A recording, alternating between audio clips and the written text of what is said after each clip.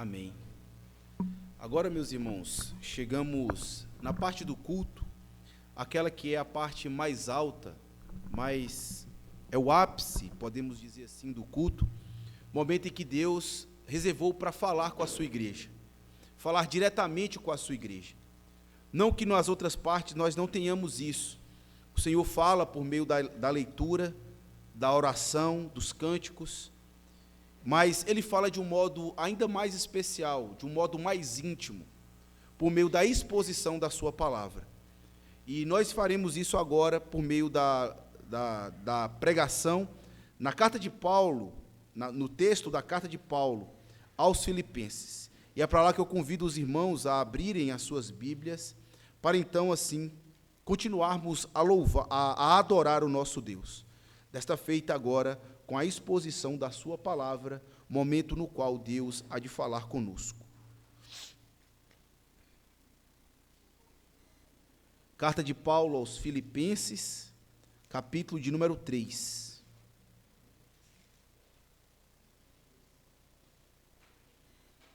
Já há alguns domingos temos exposto essa belíssima carta, que compreende apenas de 4 capítulos, mas com uma profundidade de aplicações e ensinamentos práticos, como doutrinas para as nossas vidas.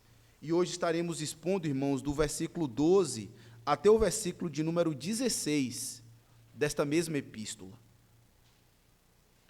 Peço aos irmãos a se voltarem com atenção, com reverência, temor, para a santa palavra de Deus. Assim diz a santa, inerrante e autoritativa palavra do Deus vivo. Diz assim: não que eu tenha já recebido ou tenha já obtido a perfeição, mas prossigo para conquistar aquilo para o que também fui conquistado por Cristo Jesus. Irmãos, quanto a mim, não julgo havê-lo alcançado, mas uma coisa faço, esquecendo-me das coisas que para trás ficam, e avançando para as que diante de mim estão, prossigo para o alvo, para o prêmio da soberana vocação de Deus, em Cristo Jesus. Todos, pois, que somos perfeitos, tenhamos este sentimento. E se porventura pensais de outro modo, também isto Deus vos esclarecerá. Todavia, andemos de acordo com o que já alcançamos. Amém. Até aqui a palavra do Senhor. Vamos orar agora, meus irmãos, pedindo ao Senhor graça e iluminação, como também um coração disposto para ouvir e receber a santa mensagem da parte de Deus. Oremos nesse instante. Bondoso Deus, nosso Pai que está nos céus, mais uma vez nos achegamos a Ti, ó Deus, em oração, desta feita para suplicar do Senhor a Tua misericórdia, a Tua graça, o Teu favor, ó Deus, na exposição da Tua palavra, de modo que o Senhor fale conosco, de modo que nós possamos ouvir a Tua voz a falar com o nosso coração. Não queremos ouvir voz de homem, filosofia humana, doutrinas seculares. Pelo contrário, Senhor, queremos ouvir da parte do Senhor o que Tu tens para nós essa noite. É bem verdade, ó Deus, que não somos merecedores de que Tu fales conosco, de que Tu se volte graciosamente para nós e dá-nos a conhecer qual seja a Tua vontade. A verdade é que nós merecemos mesmo é sermos ignorados, é sermos tolhidos dessa bênção, de não ouvir o Senhor. E a verdade é que o Senhor fala, se o Senhor bem quiser, se o Senhor estiver disposto e voltado a esse propósito. E suplicamos, ó Deus, em nome do Senhor Jesus Cristo, pelo amor que Tu tens ao Teu próprio Filho, que Tu possa dar a conhecer à Tua igreja qual é a Tua vontade para as nossas vidas, o que é que o Senhor quer de nós, o que é que o Senhor nos exorta a fazer, aqueles que por acaso, ó Deus, precisam de conversão, que por meio da tua palavra tu possas produzir conversão no coração dos pecadores, que o Senhor possa fortalecer, enrijecer os ombros, os joelhos daqueles que estão tropeçando, e que o Senhor possa, ó Deus, exortar aqueles que estão em rebeldia, em desobediência à tua palavra, mas ao mesmo tempo o Senhor possa consolar o que está angustiado, o aflito, e edificar a tua igreja.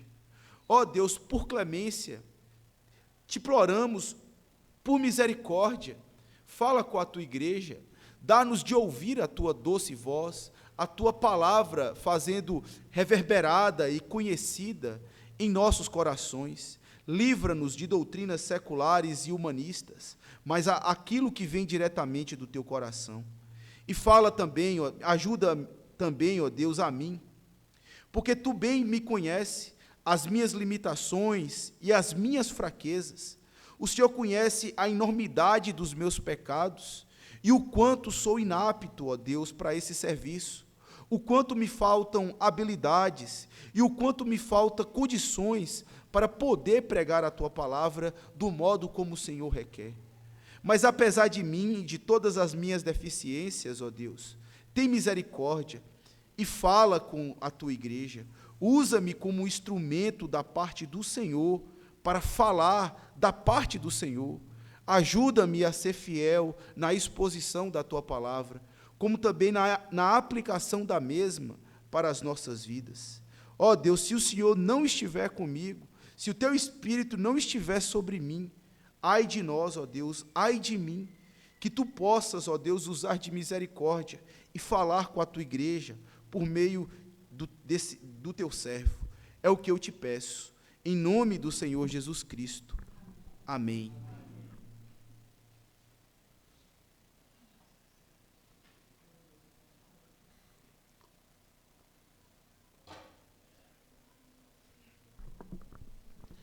Você já recebeu uma sinuca de bico?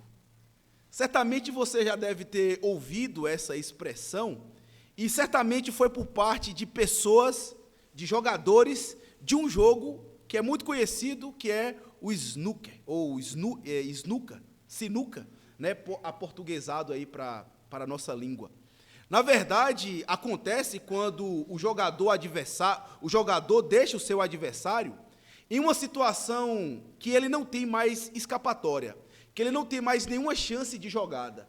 Na verdade, o jogo, a bola do jogo, a bola branca, ela fica em uma certa posição da caçapa, de modo que não dá ao jogador adversário a possibilidade de acertar qualquer bola que seja dentro da mesa de sinuca. De tal modo que, quando ele se encontra naquela situação, a primeira reação dele é: estou perdido. O que é que eu posso fazer? Não existe mais nada que eu possa fazer. Afinal de contas, ele tomou uma sinuca de bico. Uma sinuca que não dá condições dele fazer praticamente nada, exatamente nada, com aquela jogada. E sabe, meus irmãos, muitas vezes nas nossas vidas, nos encontramos em situações em que estamos em uma sinuca de bico. E que estamos em situações na qual nós nos encontramos, que olhamos e falamos assim: eu estou perdido, não tem mais nada que eu possa fazer. Qual a situação? Estou no final da linha. E muitas das vezes, meus irmãos, essa situação, ela tende a ficar agravada, principalmente por um sentimento de obrigação em nossos corações. Como se nós tivéssemos o dever e a obrigação de sair daquela condição. É como se nós disséssemos assim: eu não posso e eu tenho que fazer alguma coisa para sair desse enlace. Ou seja, nós somos movidos por um sentimento de perfeição, de tal modo que nós não permitimos que nós podemos errar, que nós podemos nos dar ao fracasso. E muitas das vezes, quando nós encontramos nessa situação, a situação tende a agravar cada vez mais, porque é exatamente nessa hora que vem o sentimento de inutilidade, que vem um sentimento de que estou perdido, de que estou fracassado. Mas muitas vezes nós esquecemos que é exatamente por meio do fracasso que nós conseguimos vitória. E muitas vezes por meio da derrota que nós ganhamos em outra situação. Mas quando nós somos movidos por um sentimento de perfeição, por um sentimento de que somos obrigados a acertar, que nós necessariamente caímos em desgosto, em tristeza e angústia.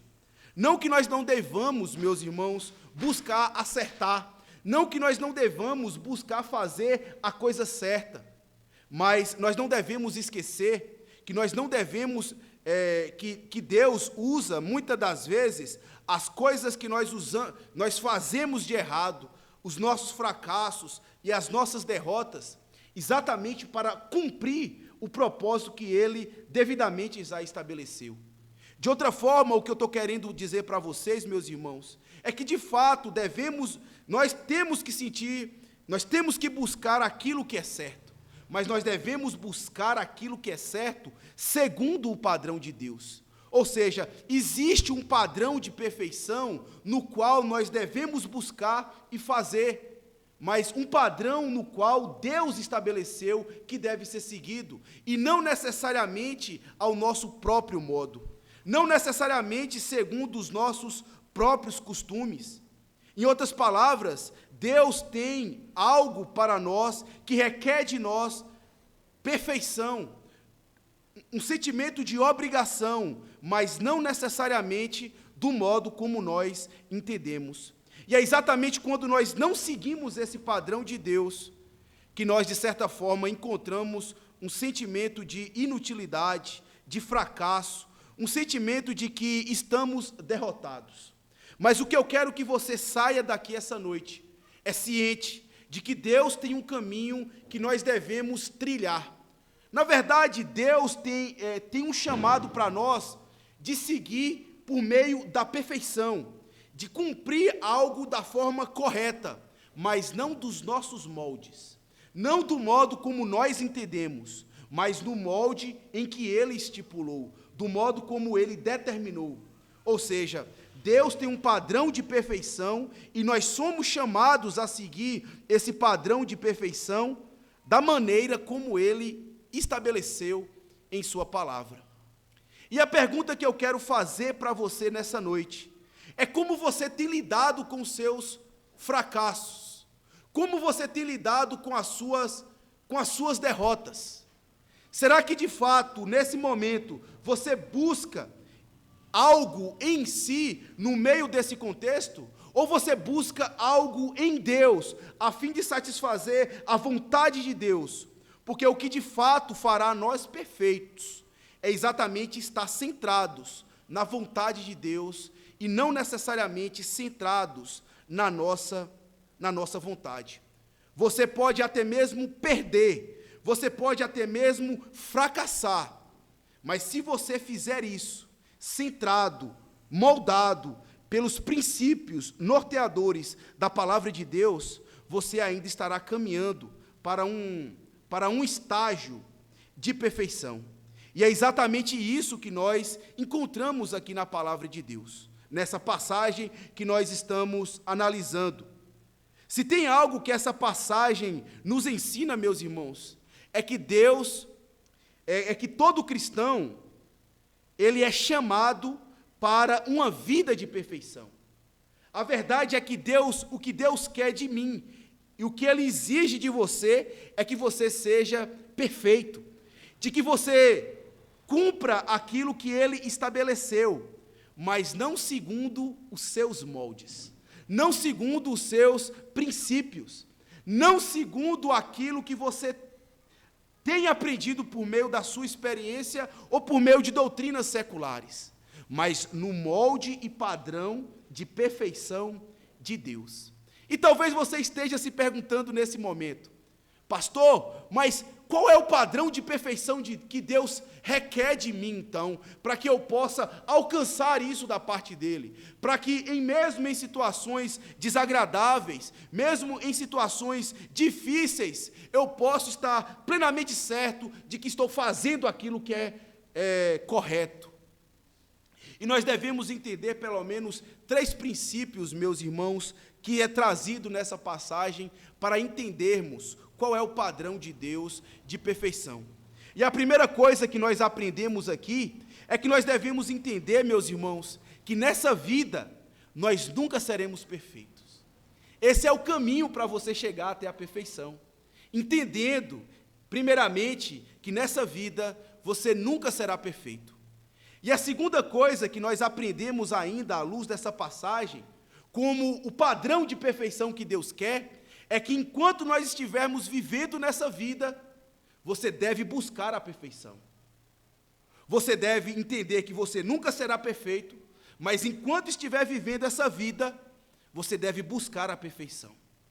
E em terceiro lugar, nós vemos aqui também que nós devemos viver o momento presente com aquilo que nós já alcançamos da parte de Deus.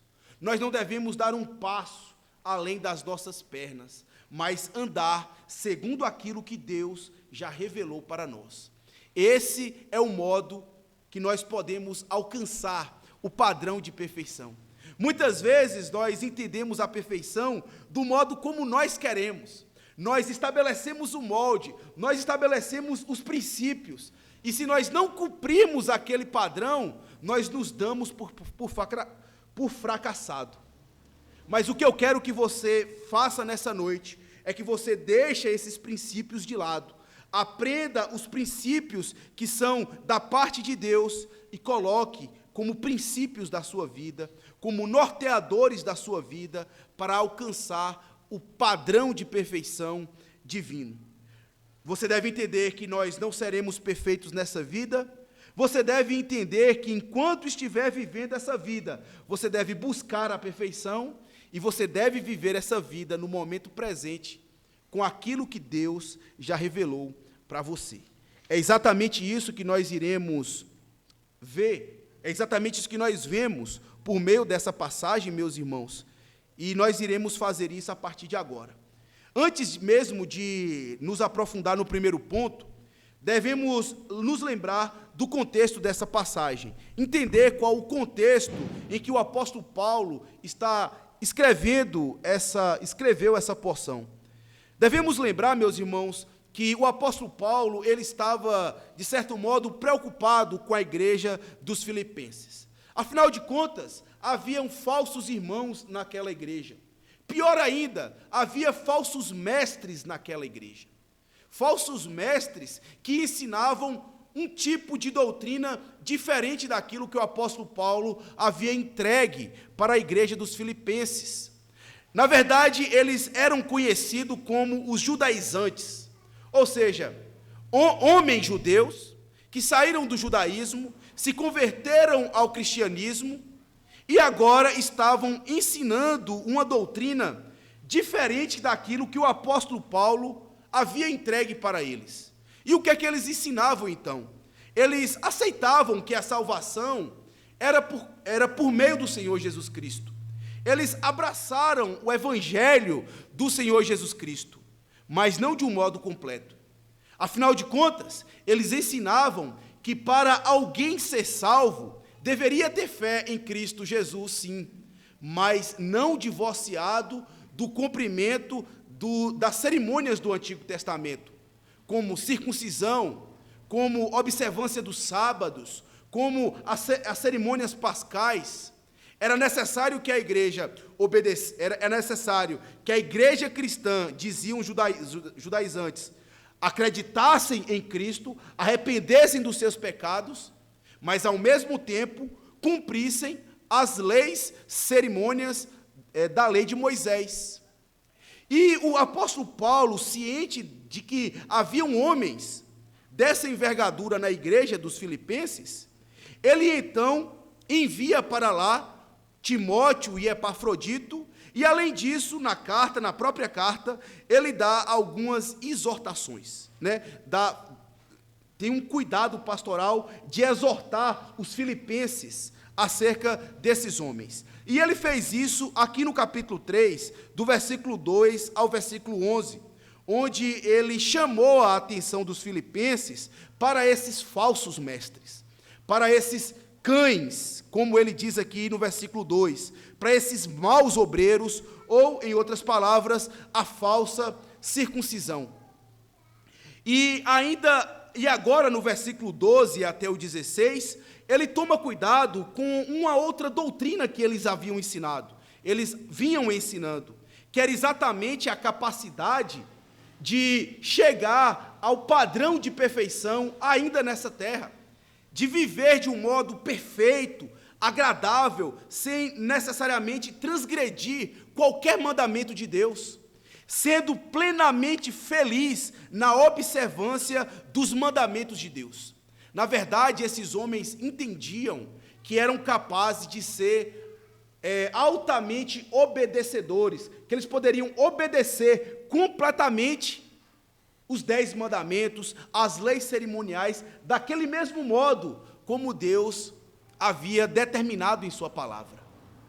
E o apóstolo Paulo, ele vai nos ensinar aqui, meus irmãos, essa noite, exatamente isso que nós acabamos de ouvir, que o homem ele não tem condições de obedecer esses mandamentos, que o homem eles não tem condições necessariamente de fazer tudo aquilo que Deus estabeleceu para ele, que de fato fomos chamados para a perfeição, mas não segundo os moldes como os judaizantes entendiam, mas do modo como Deus necessariamente determinou na sua palavra, que nós somos salvos por Cristo, e isso em si é o suficiente para a nossa perfeição e caminhar nesse padrão. Diante disso, meus irmãos, então analisemos a passagem que está diante de nós, entendendo o primeiro princípio que nos conduz, né, à perfeição que Deus nos convoca a si. E ele diz aqui, nós entendemos aqui, que a primeira coisa que o apóstolo Paulo ensina é que não alcançaremos a perfeição nessa vida. Veja o que diz aí o versículo de número 12 até o versículo de número 13. O versículo 12 até o versículo de número 13. Acompanhe, volte os seus olhos para a passagem, para o versículo de número 12, e acompanhe a leitura da palavra de Deus. Ele diz assim: não que eu tenha já recebido ou tenha obtido a perfeição, mas prossigo para conquistar aquilo para o que também fui conquistado, por Cristo Jesus.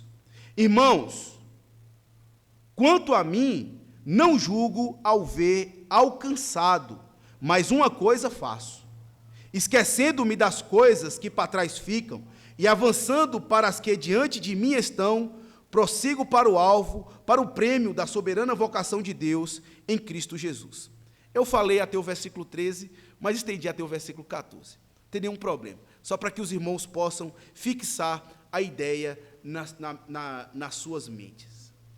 Aqui, meus irmãos, o apóstolo Paulo ele está deixando muito claro para a igreja dos Filipenses que o cristão ele não tem condições de viver uma vida de perfeição nessa terra.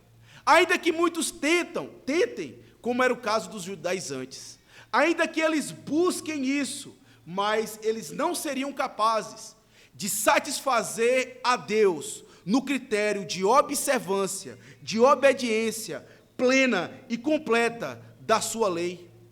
E ele faz isso, meus irmãos, por um exemplo muito claro. Claro que ele dá o seu próprio exemplo, o apóstolo Paulo dá o seu próprio exemplo aqui de como alguém não é capaz de alcançar essa perfeição. Se você analisar bem lá os versículos anteriores, no versículo 4 até o versículo 6, o apóstolo Paulo, ele deu aqui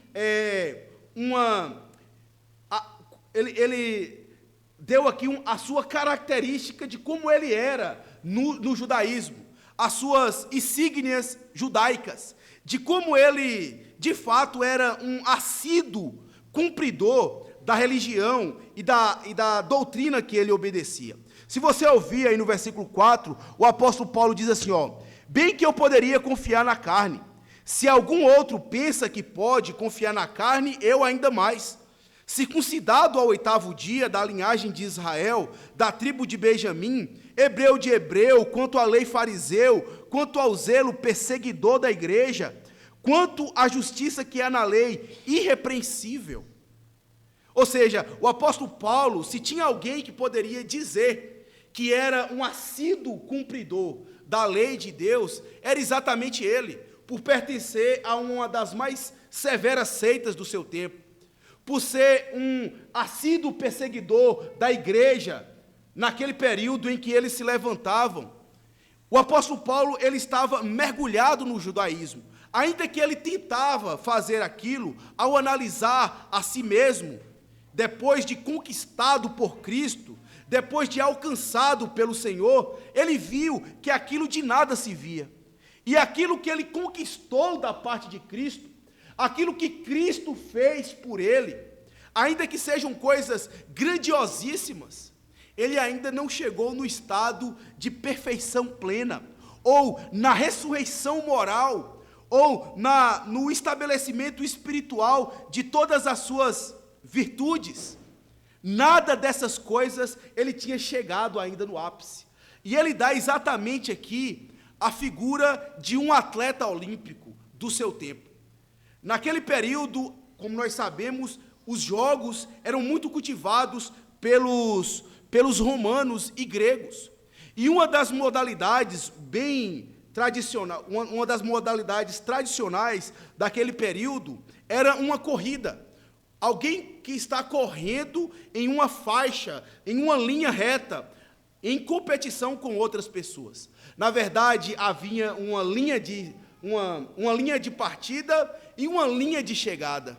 E ele usa exatamente a figura dessa pessoa, de alguém que está devidamente atinado, voltado para um alvo, voltado para um objetivo e ávido por a chegar lá, disposto a chegar lá.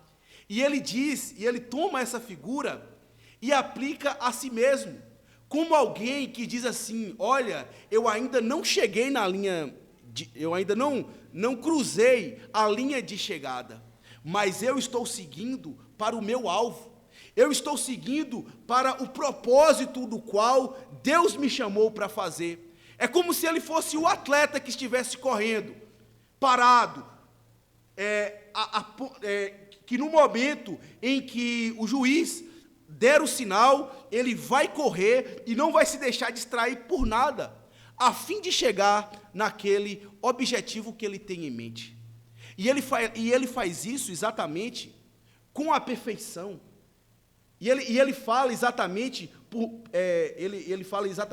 por isso, que ele ainda não alcançou a perfeição, mas que ele está ávido, que ele está disposto, que ele está caminhando para aquele propósito, que foi exatamente o propósito para o qual Deus o chamou para fazer. A primeira coisa que nós vemos, meus irmãos, é que a perfeição, ela deve ser o alvo da vida do cristão. Você, como cristão, deve ter a perfeição como alvo da sua vida. Nada pode distrair você, ainda que você se ache pecador, se ache errado, ainda que tenha várias coisas a ser mudada. Você não pode se entregar aos seus pecados e falar: a linha está acabada, estou em uma sinuca de bico. E isso você faz segundo os seus moldes.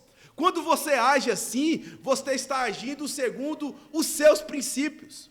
Afinal de contas, os nossos pecados, eles não são mais empecilhos para que nós não venhamos chegar naquele propósito que Deus estabeleceu para nós.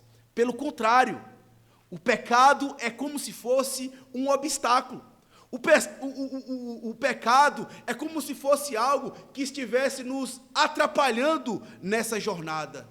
mas você não deve se deixar vencer por ele. Você não deve se deixar vencer pelos seus inimigos, a sua carne, Satanás. Nada dessas coisas deve lhe roubar o vigor da vitória, porque é exatamente para lá que você está caminhando. Nós, como cristãos, fomos chamados para ser perfeitos, mas você deve entender, em primeiro lugar, que você não alcançará a perfeição nessa terra, exatamente por conta desses obstáculos, dos seus próprios pecados, por conta da sua carne fraca, que muitas das vezes lhe segura, lhe impede de fazer aquilo que devidamente Deus quer. Mas uma das coisas que deve nos motivar, meus irmãos, ainda a continuar andando em direção ao alvo, é porque Deus, Ele nos deu, Ele nos presenteou, Ele nos deu algo que nos promove a perfeição, algo que de fato garante que nós chegaremos lá, e essa pessoa nada mais é do que o nosso Senhor Jesus Cristo. E você deve entender, meus irmãos, que você não precisa ser perfeito aqui na terra para satisfazer a vontade de Deus, porque Deus já providenciou aquele que é perfeito para fazer isso no seu lugar. É como se fosse um outro atleta, muito mais vigoroso, que certamente cruzará a linha de chegada nessa vida. E Cristo fez exatamente isso. Ele cumpriu perfeitamente a lei de Deus, a lei moral, os 10 mandamentos, a lei cerimonial e todas as exigências que eram requeridas pela lei. E não apenas isso, ele destruiu na cruz os nossos pecados, ele destruiu Satanás, ele venceu o mundo, tudo isso por meio da sua cruz, de tal modo que os nossos inimigos estão agora subjugados a nós, subjugados a Deus, a Cristo e também a nós, de tal modo que nós podemos andar por meio deles e não sermos derrotados, a menos que você vacile, a menos que você dê espaço, a menos que você abra espaço para que o pecado entre no seu coração. Mas a vinda de Cristo até nós nos dá a possibilidade, a certeza e a esperança de que nós chegaremos ao nosso alvo, nos céus, na eternidade. É de fato lá onde eu e você seremos de fato perfeitos, sem nenhum pecado, sem nenhuma mancha, sem nenhuma ruga. Você nunca mais irá dormir com um peso na consciência de que você pecou, ou que você não orou como devia, ou que você não leu a Bíblia suficiente, o tanto que você deveria ler, ou então que você não deixou de amar a Deus um segundo sequer. Não, lá no céu nós não teremos remorsos, nós não teremos mais arrependimentos, nós não teremos mais angústia no nosso coração, porque Cristo o conquistou para nós. E essa é a vitória, meus irmãos, que temos no Senhor Jesus. Ele já cruzou a linha de chegada, ele já está lá no céu, esperando agora que nós cheguemos também, cruzemos também a linha de chegada. Por isso, continue olhando para o alvo. Você não pode perder essa meta. Você deve ser perfeito. É para lá que você deve caminhar, mas olhando para aquele que é perfeito, com seus olhos postos no Senhor Jesus Cristo, com Ele à sua frente, olhando rente para Ele e não tirando os olhos dele. Você vai chegar também na linha, vai cruzar a linha de chegada, porque Ele conquistou para nós, e essa é a esperança que temos, uma vez que sabemos que não alcançaremos a perfeição nessa terra. Mas você deve se apropriar bem dos meios de graça que Deus providenciou. Você não deve negligenciar a leitura da palavra, você não deve negligenciar a oração e, em especial, a confissão dos seus pecados. E isso, meus irmãos, é algo muito importante que nós não devemos esquecer. Devemos colocar de Deus, nomear diante de Deus os nossos pecados, apresentar diante de Deus quais são as nossas faltas. E logo após a confissão do nosso pecado, como um atleta, como alguém que está disposto e vigoroso, olhar para o nosso pecado e mortificá-lo. Olhar para ele e decretar guerra contra ele. De tal modo que você coloca uma disposição no seu coração, uma determinação na sua alma, de que você irá matar o seu pecado. Porque do contrário, ele é um obstáculo, ele vai matar você. Porque se você não matar o seu pecado, ele vai te matar. Ele vai ferir a sua alma. Ele vai minguar as suas energias. Ele vai lhe deixar prostrado no chão. Mas você tem uma arma poderosíssima contra ele. Você tem os meios de graça da oração, da comunhão dos santos. Você tem a participação dos sacramentos da Santa Ceia. Você tem a confissão do pecado, e você tem, meus irmãos, o auxílio do Espírito Santo, que é exatamente por meio dele que você mata os pecados que tem no seu coração. Procurar uma vida de santidade, de pureza. Ah, meus irmãos, se nós, como povo de Deus, estivermos ávidos por cumprir com esses propósitos, ainda que não sejamos perfeitos, nós trilharemos uma corrida segura até os céus. Não faltará oposição, não faltará inimigos, mas quem se importa com inimigos? Quem se importa com a oposição? Se lá na minha frente está a linha de chegada, os céus, Cristo me esperando, para gozar por toda a eternidade. Devemos estar cientes dessa verdade, meus irmãos, para que nós não venhamos cair em ciladas. Nós não seremos perfeitos. Não confie demasiadamente nas suas forças. Não confie demasiadamente em você mesmo. Talvez, se algum dia você pecar, eu sei que peca todos os dias, mas ainda que você venha pecar, não deixe que o seu pecado seja o motivo para você deixar de seguir o Senhor Jesus. Não existe pecado tão grave que Deus não perdoe. Não existe transgressão tão ferrenha que Deus não possa lhe purificar, lhe absolver da sua transgressão. Faça um propósito hoje diante de Deus. Decrete guerra contra os seus pecados e busque uma vida de santidade. E você vai ver que mesmo sendo imperfeitos, você terá condições de atravessar a linha de chegada. Essa é a primeira coisa que nós devemos aprender, meus irmãos, à luz dessa passagem, para que nós possamos alcançar a perfeição, para que nós possamos ser perfeitos. Você deve entender, em primeiro lugar, que não alcançaremos a perfeição nessa vida. A segunda coisa que nós aprendemos aqui é que devemos andar em perfeição, devemos buscar a perfeição nessa vida. Ainda que você não consiga ser perfeito, o propósito que Deus nos chamou, o alvo no qual nós devemos seguir é exatamente para lá, para a perfeição.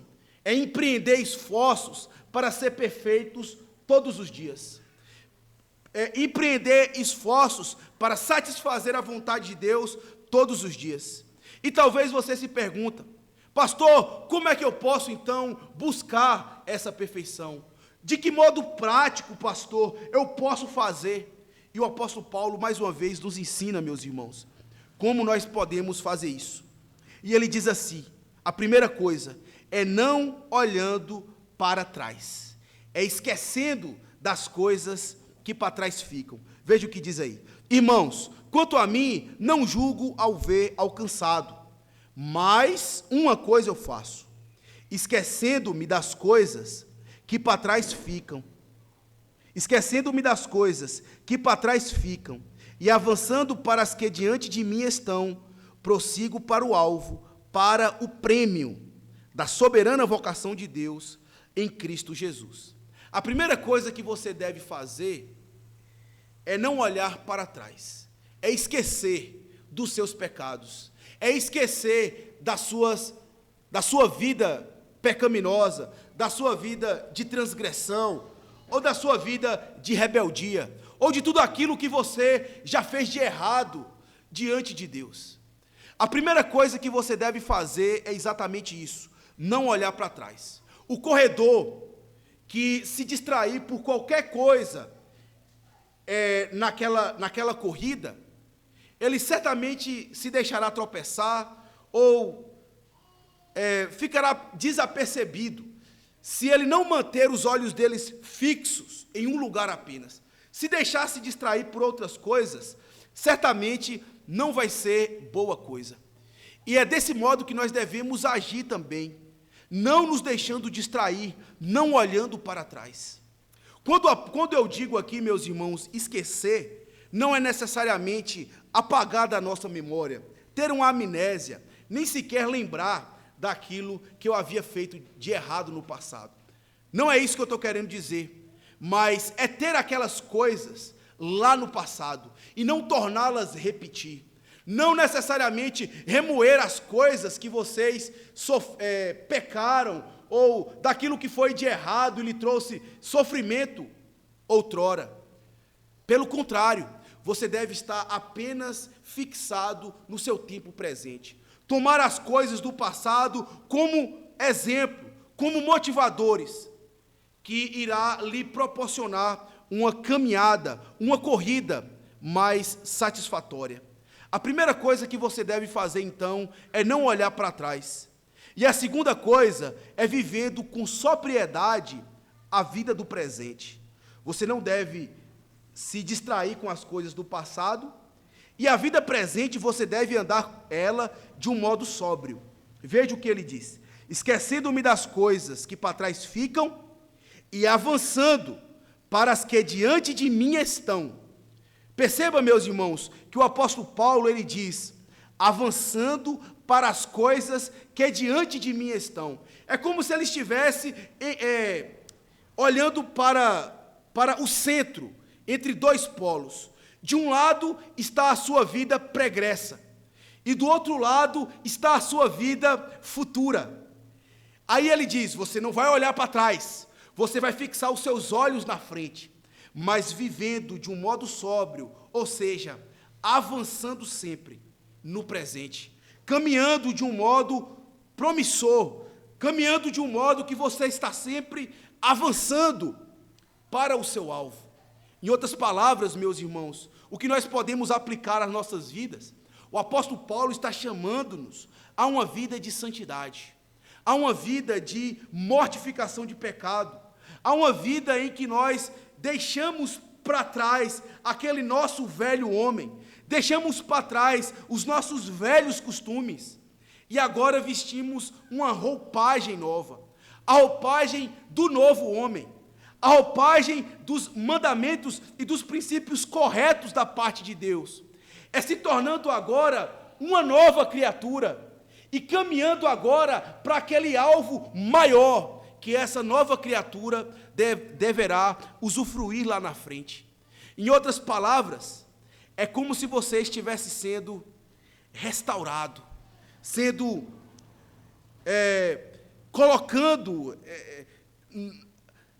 se vestindo com coisas novas, princípios novos em sua vida. E é isso que nós então devemos fazer, meus irmãos. Muitas das vezes nós sofremos no tempo presente, porque nós nos perdemos desses dois polos. Ou nós nos perdemos no passado, ou então nós nos perdemos no futuro. E esquecemos de viver o tempo presente. O Senhor Jesus mesmo já nos ensinou e nos exortou contra a ansiedade. E um dos motivos da ansiedade era exatamente porque nós tentamos descobrir como serão as coisas do futuro. E é exatamente por tentar descobrir as coisas do futuro que surge em nosso coração uma ansiedade pecaminosa, desprovida de fé. Mas ele nos ensina aqui, por meio do apóstolo Paulo, que nós devemos nos concentrar no presente, Ou seja, basta o seu dia, basta cada dia o seu próprio mal. E a partir de mal em mal que você vai vivendo, você vai avançando e progredindo na fé cristã. E em último lugar, nós devemos buscar essa perfeição, olhando sempre para o alvo. E veja, meus irmãos, o que é esse alvo? Qual é o alvo que está aqui estabelecido por Deus para nós? Ele diz assim: prossigo para o alvo, para o prêmio da soberana vocação de Deus em Cristo Jesus. Uma das coisas maravilhosas que nós aprendemos aqui, meus irmãos, é exatamente isso, que Deus chamou você para ser perfeito. Olha que coisa extraordinária que acontece com o cristão, quando ele estava no seu estado degenerado, de pecado e miséria. Ele estava numa condição completamente imperfeita, numa condição completamente destruída. E agora Deus o ressuscita dos mortos, para que ele possa alcançar um prêmio. Naquela época do apóstolo Paulo, o prêmio, muitas das vezes, era uma coroa de louro, que era colocada sobre a cabeça do vitorioso. Mas, meus irmãos, para os vitoriosos da caminhada cristã, o que nós teremos é muito mais do que uma coroa de louros. Era uma coroa de ouro, da parte de Deus. É uma coroa de eternidade. É uma coroa de comunhão eterna com Deus. É uma coroa de não mais sofrimento. É um prêmio, meus irmãos, na qual nós receberemos do próprio Senhor Jesus Cristo nos céus, de sermos feitos semelhantes a Ele, de sermos conformados com a imagem dEle. Nos céus, tanto eu quanto você, seremos como o Senhor Jesus Cristo. Seremos parecidos, semelhantes à imagem do Senhor Jesus Cristo, com o mesmo caráter de Cristo em nós. Porque esse é o alvo de Deus para a sua criação. É muito mais do que uma coroa de louros. É um prêmio de uma soberana vocação estabelecida por Deus. E isso só pode acontecer, meus irmãos, se Deus necessariamente o quiser para nós. Afinal de contas, é uma convocação soberana. E eu queria, nesse ponto, chamar a atenção de você, que por acaso ainda não rendeu a sua vida até Cristo. Veja que coisa maravilhosa você está perdendo. Veja que coisa extraordinária do qual você está ficando pelo lado de fora. Se por acaso você pensa que pode ser perfeito nessa terra, é pura ilusão. O homem não consegue chegar nesse estágio. Mas uma coisa eu devo lhe dizer: Deus está disposto a chamar e Deus está disposto a receber você, de tal modo que possa tirar as suas escamas orgulhosas, as suas escamas pecaminosas, e tornar você a imagem e semelhança do Senhor Jesus Cristo. E essa vida é apenas a preparação para ela. Esse momento em que nós estamos vivendo é apenas o estágio inicial, do qual nós seremos trabalhados por Deus para chegar então àquele padrão de perfeição no qual Ele requer de nós. Você deve entender, meu querido irmão, meu querido amigo, que devemos buscar a perfeição nessa vida. De fato, você não será perfeito, mas o que Deus quer de você é que você busque a perfeição aqui. E você pode fazer isso não olhando para trás, avançando com sobriedade nesse tempo, e também olhando firmemente para o alvo que Deus estabeleceu para nós.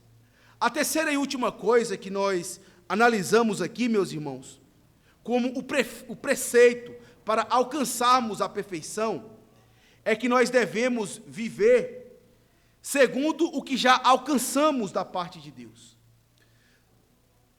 Talvez você diga: olha, pastor, eu entendi perfeitamente o que o senhor está dizendo.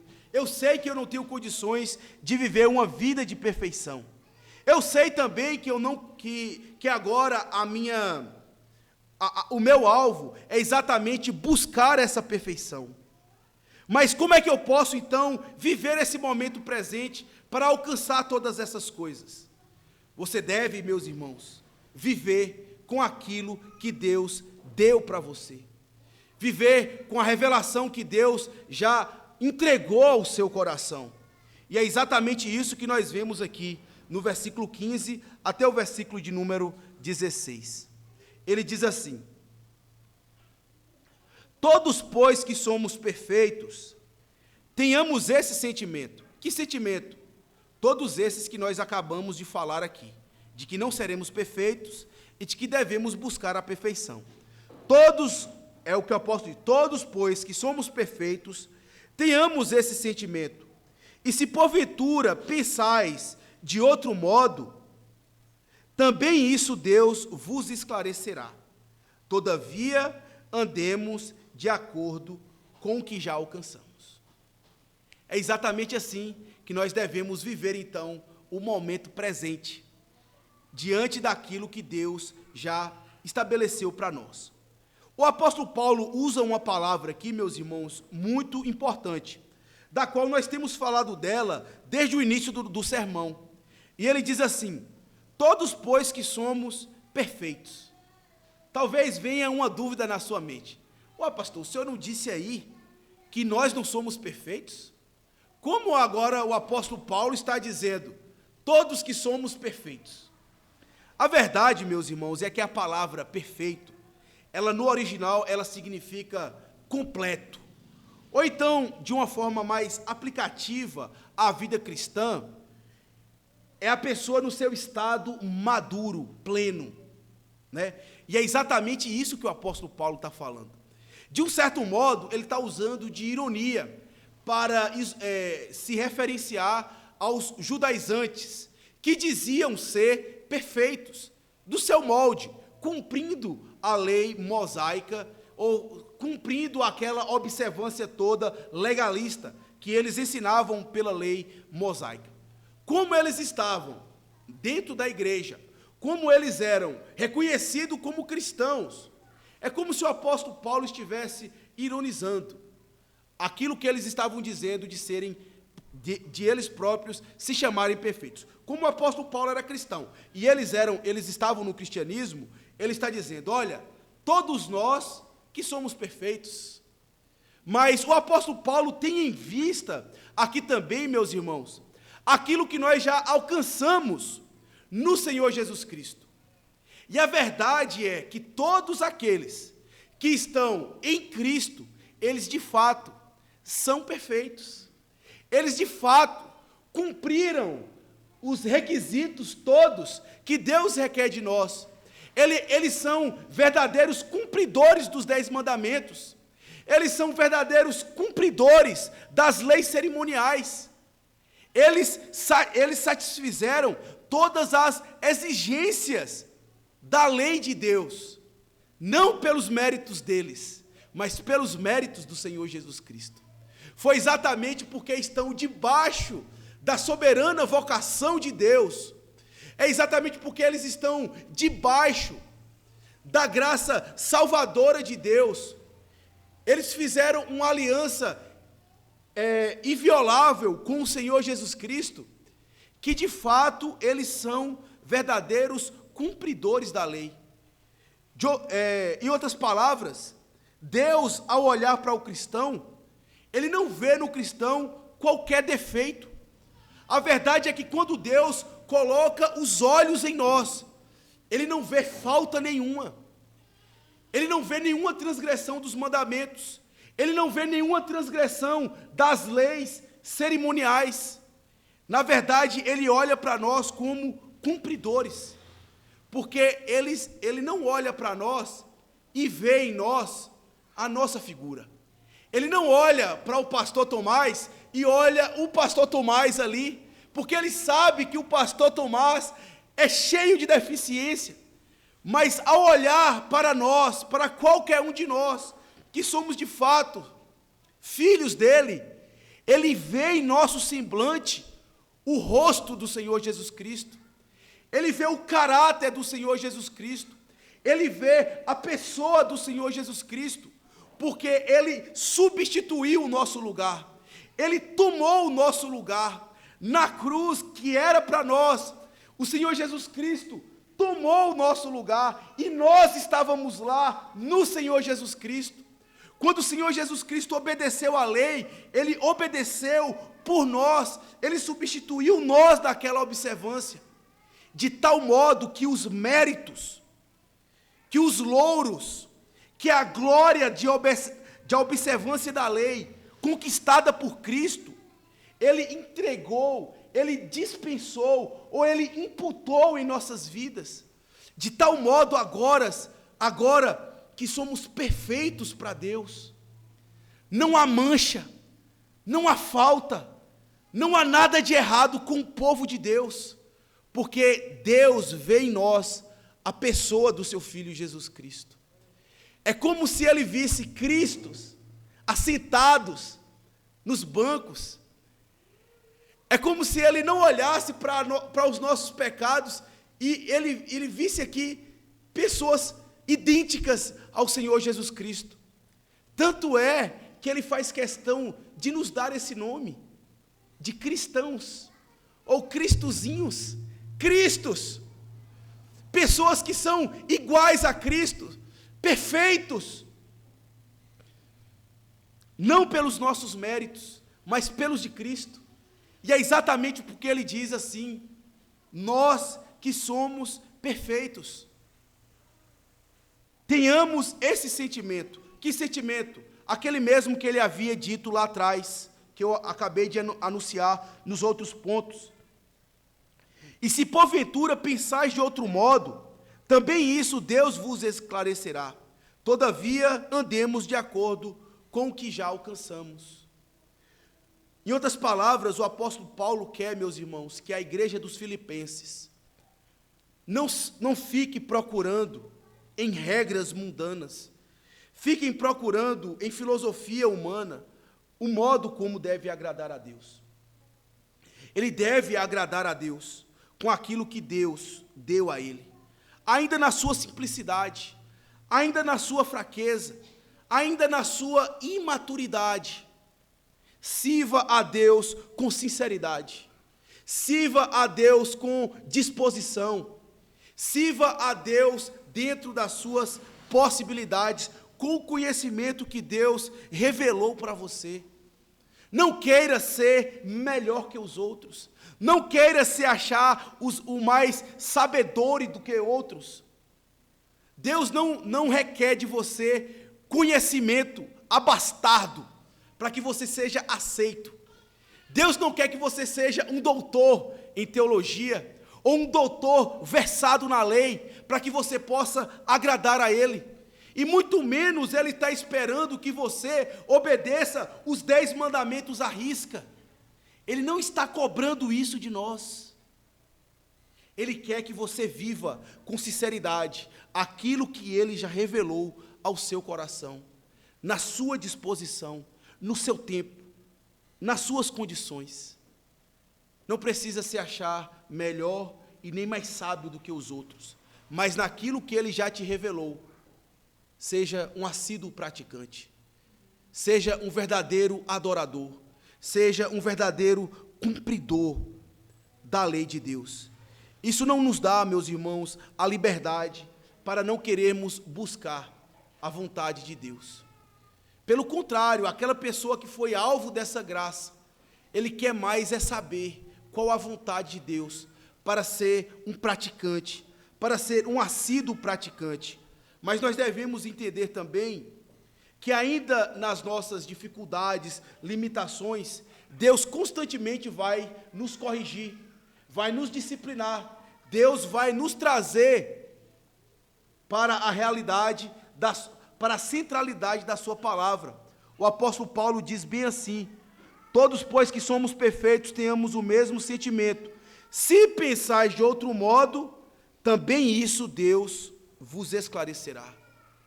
Deus, Ele irá tomar cada um da sua igreja, Ele vai corrigir, Ele vai repreender, Ele vai ensinar ao seu próprio modo, de modo que a pessoa chegue, então, no conhecimento amadurecido, no conhecimento pleno e real da vontade de Deus, para então ser um praticante.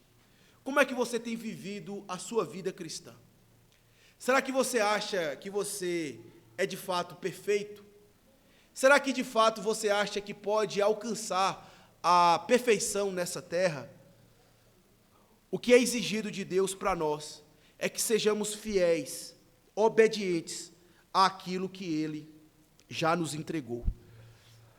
Para concluir o meu sermão, meus irmãos, eu gostaria de falar para vocês que eu comecei o sermão, na verdade, com aquele jogo acerca do snooker. Mas eu quero terminar ele com uma outra modalidade agora, com outro jogo. Não necessariamente o jogo de sinuca, mas o jogo de xadrez. Joel Bick conta uma ilustração muito apropriada, que se encaixa muito bem no que nós estamos falando até aqui. Ele conta o seguinte, que houve um apreciador de quadros que foi em uma exposição. E ele se admirou por conta de uma pintura que estava retratada no salão. E era exatamente de um jogo de xadrez. Na verdade, era um jogo entre Satanás e um jovem, que estava ali figurado ali no quadro. E no título do quadro estava escrito assim, xeque-mate. E foi uma última jogada que Satanás havia dado. A figura do menino que estava competindo com ele era de desespero, era de tristeza, porque Satanás havia dado um xeque-mate nele. E ele não podia fazer mais nada.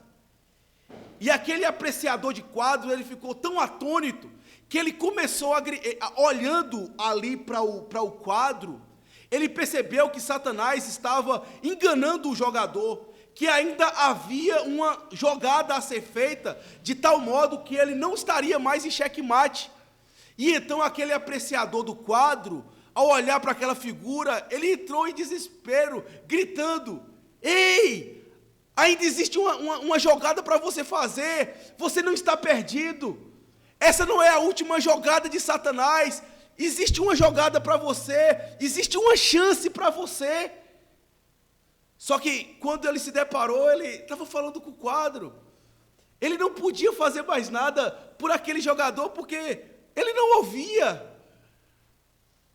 Realmente, meus irmãos, aquele homem, aquele apreciador, não podia fazer nada por aquela pintura. Mas você pode ouvir. Você que está me ouvindo nessa noite, você tem que saber que possivelmente Satanás, ele vai fazer de tudo para lhe enganar. Ele vai colocar você em uma jogada na qual você vai dizer, está tudo perdido, está tudo acabado, estou em uma sinuca de bico, é xeque-mate para mim. Mas você tem que ouvir o que aquele jovem não podia ouvir. Existe uma solução, e a solução, meus irmãos, para os nossos pecados, para nós podermos satisfazer a Deus, é o Senhor Jesus Cristo. É nele a perfeição de Deus, é nele onde estão escondidos todos os tesouros do conhecimento e da ciência, do qual nós podemos usufruir, e que pode necessariamente nos fazer vitoriosos nessa caminhada cristã, lutando contra os nossos pecados, lutando contra o próprio Satanás, lutando contra o mundo que nos rodeia, em Cristo, estando escondido em Cristo, vivendo para Cristo, é que você vai alcançar essa vida de perfeição, essa vida que agrada a Deus, essa vida que satisfaz o coração do Senhor. Então, não se deixe vencer por Satanás, não se deixe vencer pela sua própria carne. Ouça o que eu estou dizendo para você, abra os seus ouvidos, há maneira de você sair da situação tão drástica na qual você está. de lutar contra o seu pecado. Há esperança, em Cristo há esperança. Não se deixa vencer. É desse jeito, meus irmãos, que nós então conseguimos alcançar o padrão de perfeição para Deus. Sempre adiante, olhando para o alvo, para o prêmio da soberana vocação de Deus em Cristo Jesus. Que Deus nos abençoe, que essa palavra possa estar dentro do seu coração, moldar a sua vida, nortear a sua caminhada. Que Deus nos abençoe. Senhor Deus, louvado seja o Senhor pela tua palavra. O Senhor, a Deus, seja dada a honra, glória, louvor, por tudo que o Senhor é, pela tua grande misericórdia e pelo teu grande favor. Perdoa-nos, ó Deus, por sermos tão dados aos nossos pecados, às nossas fraquezas, pela indisposição que existe em nosso coração, pela fraqueza que existe em nossas almas, por sermos tão débeis, tão incapazes. Ó Deus, que possamos nos ver desembaraçados dos nossos pecados. Que possamos, ó Deus, sentir a plena liberdade de poder buscar o Senhor Jesus, mortificar os nossos pecados, viver uma vida de santidade, de pureza, de sermos conformados com a imagem do Senhor Jesus Cristo. Ó Deus, vence os nossos pecados. Ó Deus, vence as nossas lutas. Vai adiante de nós. E que possamos viver a vida que o Senhor requer de cada um do teu povo. É o que nós oramos, ó Pai, em nome do Senhor Jesus Cristo. Amém. Queria convidar aqui os presbíteros à frente, o presbítero Moisés e o presbítero Ricardo, para participarmos da administração da Santa Ceia.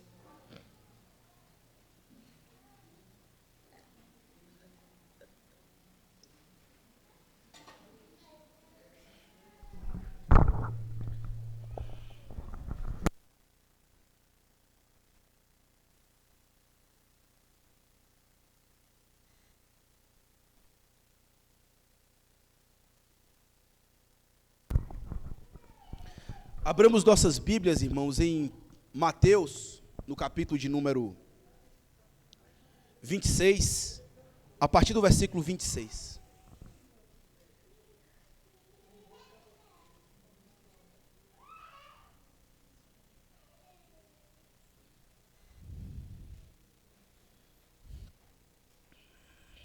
Peço os irmãos a se colocarem de pé, por favor, e ouvirmos a instituição desse belíssimo sacramento da parte de Deus, que diz assim, Mateus, capítulo 26, a partir do versículo 26.